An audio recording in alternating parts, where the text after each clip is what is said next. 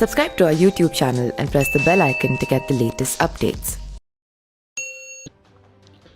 Baghpat jail में mafia don Munna Bajrangi को गोली मारकर हत्या कर दी गई थी। बाद में उत्तर प्रदेश में एक बार फिर से गैंगवार शुरू होने की आशंका जताई जा रही थी।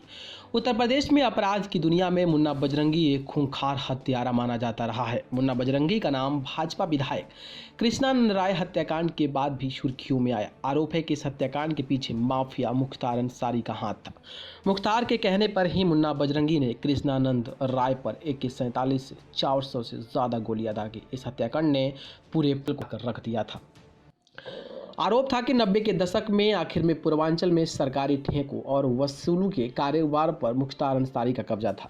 लेकिन इसी दौरान तेजी से उभरते बीजेपी के विधायक कृष्णानंद राय उनके लिए चुनौती बनने लगे। कहा जाता है कि कृष्णानंद राय और मुख्तार के दुश्मन माफिया डॉन ब्रजेश सिंह काफ़ी करीबी थे। कृष्णानंद राय की अगुवाई में ब्रजेश तेजी से अपना गैंग की ताकत बढ़ा रहा था। यही नहीं, इनकी धमक मुंबई अंडरवर्ल्ड भी महसूस करने लगा था। आरोप है कि मुख्तार अंसारी धीरे धीरे कृष्णानंद राय को बड़ी चुनौती मानने लगा। इसी के बाद उसने कृष्णानंद राय को खत्म करने की जिम्मेदारी मुन्ना बजरंगी को दे दी थी। 7 शवों से बराबर हुई थी 67 गोलियां। गाजीपुर में 29 नवंबर 2005 की शाम भावरकोल क्षेत्र के बसनिया पुलिया के पास अपराधियों ने स्वचालित हथियारों से भाजपा विधायक कृष्णानंद राय व उनके 6 साथियों मुहम्मदाबाद के पूर्व ब्लॉक प्रमुख श्यामा शंकर राय, भावरकोल ब्लॉक के मंडल अध्यक्ष रमेश राय, अखिलेश राय, शेषनाथ पटेल, मुन्ना यादव व उनके अंगरक्षक निर्भय नारायण उपाध्याय की हत्या कर दी। मुहम्मदाबाद विधानसभा क्षेत्र के भावरकोल ब्लॉक के सियाड़ी गांव में आयोजित क्रिकेट प्रतियोगिता का उद्घाटन करने के बाद सियाड़ी से बसनिया के निकलते समय भाजपा विधायक कृष्णानंद राय व उनके साथ को लोगों ने यह भी नहीं सोचा था कि अपने ही इलाके में लट्ठूडीह कोटवा मार्ग पर मौत खड़ी है। जब राय का काफिला बासनिया चट्टी से आगे बढ़ा, उसी समय घात लगाकर बैठे अपराधियों ने अचानक उनके काफिले पर अंधाधुंध गोलियों की बौछार कर दी। कहते हैं कि हमलावरों ने 6 AK-47 राइफलों से 400 से ज़्यादा गोलियां चलाई थी। मारे गए 7 लोगों के शरीर से 67 गोलियां बरामद की गई। यही नहीं, मुखबिरी इनकी सटीक इतनी थी कि अपराधियों को पता था कि कृष्णानंद राय उस दिन अपनी बुलेट प्रूफ वाहन में नहीं बैठे हैं। कृष्णानंद राय की हत्या के विरोध में जल उठा था पूरा पूर्वांचल। विधायक कृष्णानंद राय समेत 7 लोगों को एक ही साथ हत्या से गाजीपुर जनपद दहल उठा था।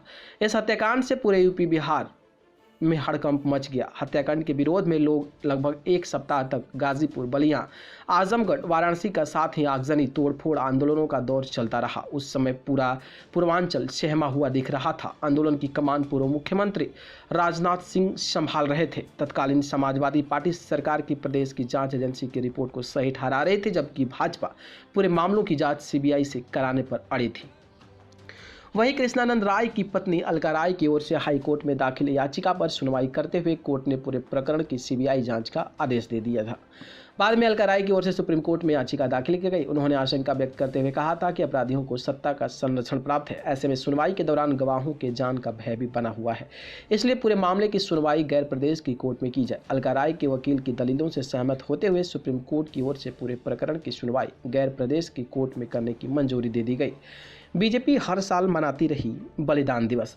वहीं उत्तर प्रदेश द्वारा भाजपा द्वारा अपने विधायक कृष्णानंद राय के बलिदान को याद करने के लिए हर साल 29 नवंबर को शहादत दिवस मनाने का निर्णय लिया गया। तब से अब तक स्वर्गीय कृष्णानंद राय और उनके सहयोगियों को याद करने के लिए शहीद पार्क मुहम्मदाबाद में श्रद्धांजलि सभा का आयोजन किया जाता है। स्वर्गीय कृष्णानंद राय की प्रथम पुण्यतिथि उनके पैतृक गांव गड़ूर में मनाई गई थी, जिसमें भाजपा के वरिष्ठ नेता लालकृष्ण आडवाणी, राजनाथ सिंह समेत कई दिग्गज ने शिरकत की थी। हत्यारोपी अताउर रहमान अब तक फरार, इंटरपोल से ली जा रही है मदद। इस हत्याकांड में पूर्व सांसद अफजाल अंसारी, मऊ के बाहुबली विधायक मुख्तार अंसारी, माफिया डॉन मुन्ना बजरंगी, अताउर रहमान उर्फ बाबू, संजीव महेश्वरी उर्फ जीवा, फिरदौस, राकेश पांडे उर्फ हनुमान पांडे, मुहम्मदाबाद नगर पालिका चेयरमैन एजाजुल हक सहित अन्य लोगों को आरोपी बनाया गया है। मामले की सुनवाई दिल्ली की CBI कोर्ट में चल रही है। केस में अफजाल अंसारी को कोर्ट से जमानत मिल चुकी है, जबकि फिरदौस मुंबई में पुलिस मुठभेड़ में मारा जा चुका है। वहीं अताउर रहमान उर्फ बाबू का अभी भी फरार चल रहा है। उस पर CBI ने इनाम घोषित कर रखा था। साथ ही अताउर रहमान की तलाश करने की जिम्मेदारी इंटरपोल को भी दी गई है। बाकी सभी आरोपी जेल में बंद हैं और इसमें से कई तो मारे जा चुके हैं। न्यूज़ रूम से न्यूज़ लाइव की रिपोर्ट।